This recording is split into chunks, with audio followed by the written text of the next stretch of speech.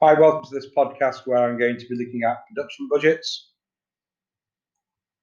Okay, one of the things to remember about a production budget, and this is why I'm not going to do a separate video on a purchases budget, but it looks, the layout and the basic formulas are exactly the same for a production budget or for a purchases budget.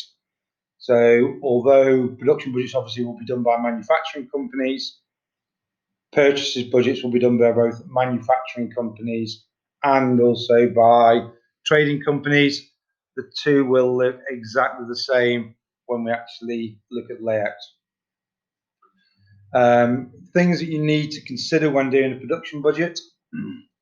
Timing. What I mean by timing is, if for most businesses, sales are not constant throughout the course of the year. So there are going to be times when they need to build up an inventory of finished goods, and that will then get depleted during times of high demand. So, for example, a toy company will start building up its inventory maybe in February or March in anticipation of a lot of sales during the Christmas period. Similarly, if you look at the fashion business, they're quite often working a year out with doing summer collections. Capacity is important. Once we know what we need to produce, have we got the capacity to produce it? Similarly, we need to look at labour availability. Do we need to employ extra staff? Do we need to use overtime at certain times of the year because we need extra production just for short periods? And it obviously links in to the purchases of raw materials. If we know what we're trying to produce in March, maybe we need to start purchasing those raw materials in January, or in some cases even earlier if there is a long lead time, which is increasingly the case in a global world. What production budgets allow firms to do is, one, to know their production capacities, and if necessary, to increase or decrease them. It allows them to schedule resources to meet those production requirements and the sales requirements, meet the sales demand, and ultimately they also want to try and optimize their capacity throughout the year. So, for example, my background was in manufacturing and managed factories. You would always want to optimize your capacity during different months of the year, and things like holidays that staff are allowed to take would very often be linked to peak periods of supply, and obviously we wouldn't let somebody go on holiday when we were having to produce a lot of goods. Basic layout, I've already said production budgets and purchases budgets are very, very similar. The production budget, you've got your sales, add your closing inventory, take away your opening inventory, will give you your production requirement. For a purchases budget, it would either be sales, or if it's raw materials, production requirement, add the opening inventory, add the closing inventory minus the opening inventory, and that would give you your purchases. Okay. Right. Quick worked example. These can be tricky. I'm going to show you a little trick you can do at the end that will help you to make sure that you've got your answer right. But we've got a company there making a product. In this case, it's Moon Ice Cream, and they know what their predicted sales are. We know that the sales in the first month after the period that we're working out the budget for are only going to be 6 units. We know that the policy is to produce so that the month-end inventory is going to be equal to the following month's sales. And if extra output is required, these should be produced in the preceding months, maintaining the minimum level of inventory. So what they wouldn't want a business to do is, they know they've got this sales increase in June, they don't want those extra units produced in January if they can possibly help it, because they've got to store the inventory. And that can be very important for food companies, because obviously things go off, but it's important for all companies because you need to have the capacity to store those goods, and the more capacity you need to store, the more cost to the business. Okay, so we'll do the easy one first. Well, we know the July sales are going to be 6, and therefore we know that they only want an inventory of 6 goods at the end of June, and therefore during the course of June they could produce all 6 goods. Now down here I'm going to run a closing inventory budget and of finished goods, and we know that the June sales are going to be 12, so we know that at the end of May they want an inventory of 12 goods. Now the problem is they can't produce 12 goods in May. Maximum output is 6 units. So they could produce 6 units, but that's still going to leave them with a shortfall of 6 units in May. So I'm going to keep a little note down here of the shortfall of 6 units. And we'll now look at what they're going to sell in May. So they need 6 units in stock at the start of May, end of April, to cover the May sales, but we've also got a shortfall of 6 units.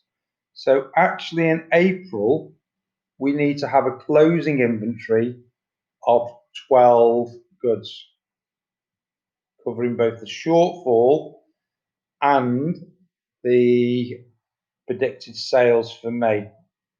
Okay, so what we need to produce in April, ideally 12 goods, but again, we've got the limit of 6. So we'll produce all 6 goods, but we've still got a shortfall of 6 units. Okay, we now come to March. Well, in March, they only need to produce 3 goods for April, but we've got the shortfall of 6 in April. So we need to produce, or we need to have a closing inventory of 9. We can produce 6, and that's going to reduce the shortfall linked really to the June sales of 3 units. Okay, in February, they need to have 3 units in stock at the end of the month to cover the March sales, but they also need 3 to cover the shortfall caused by the June sales. So the closing inventory at the end of February needs to be 6, and this time they can produce all the units that they require. So the shortfall is now 0, and then in January they produce 3. They only need to have 3 in stock, and the shortfall again is going to be 0. Now it takes a little bit of thinking to work this all through, but there is a check we can do to make sure that we've got it right. On my plan, I'm planning for sales of 30 units during the whole time period. I'm planning to produce 33 units. Okay, I know that my closing inventory is going to be 6.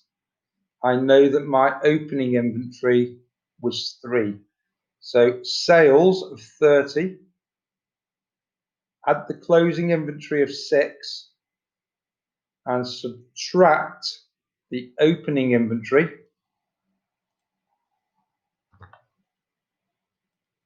of 3, gives me a required production of 33 units.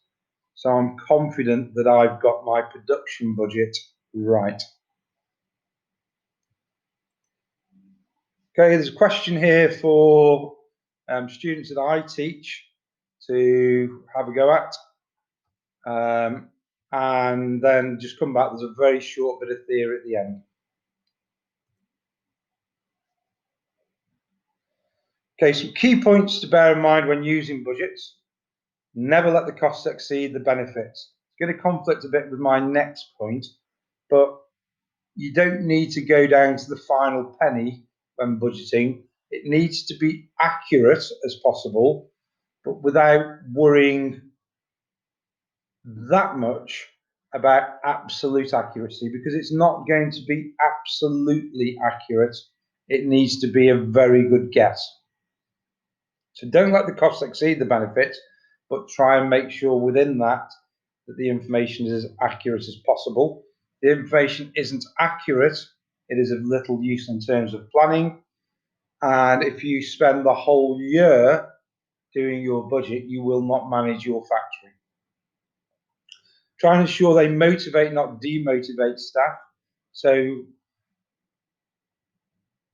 budgets need to be difficult to achieve, but not impossible to achieve. If you set people impossible budgets, there will be no motivation for them because they will not be able to achieve the budget. And quite often the budget is linked to things like performance related pay.